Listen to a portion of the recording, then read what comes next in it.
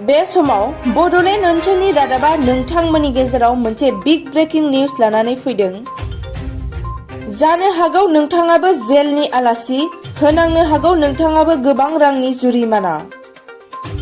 नोंथाङाबो दानिफ्रायनो सानदों जानांगौ लोगो एबा नखरनि बाय बाहागि जयैनो लावखार ओंखाम जानायनि बिथांखि।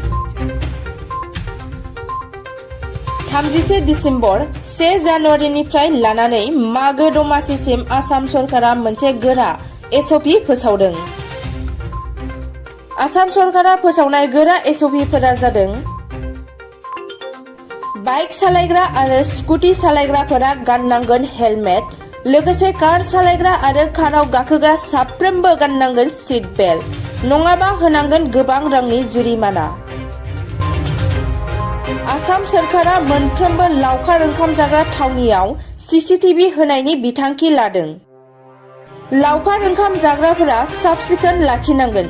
जुदि बे आयेनखौ मानिना सोलियाब्ला, रौनिया हान्जानि मेगन नोजोराव गोलैयोब्ला एबा सीसीटीवीआव हमजायोब्ला जानांनो हागौ जेल। प्लास्टिक गिलास, दै बथल, जौ बथलफोरखौ गारना फैयोब्ला नोंथाङा खैफोदाव गोलैनो हागौ। गासिबो लावखार ओंखाम जाग्रा थावनियाव डास्टबिननि बेबस्था खालामना होनाय जागोन होनना बुंदों आसाम सरकारा। लावखार ओंखाम जानायाव गुबुन मोनसे हानजाया गुबुन मोनसे हानजानि गेजेराव नांलाय खमलाय एबा बुलाय सोलाय जायोब्ला मोननै हानजाया जानो हागौ जेल। लावखार ओंखाम जानायाव गोबारै साउन्ड होनानै गान एबा मेथाइ दामनो मोननाय नङा।